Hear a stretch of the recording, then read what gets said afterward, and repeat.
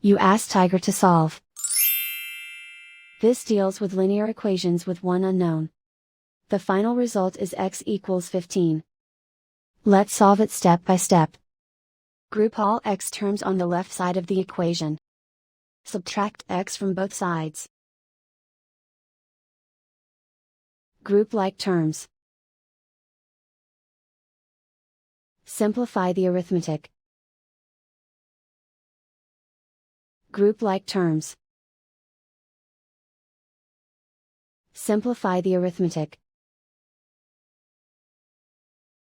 Group all constants on the right side of the equation. Subtract 18 from both sides. Simplify the arithmetic.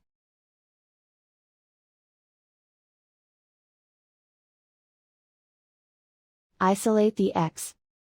Divide both sides by -2. Cancel out the negatives. Simplify the fraction. Cancel out the negatives. Find the greatest common factor of the numerator and denominator. Factor out and cancel the greatest common factor. And so the final result is x equals 15.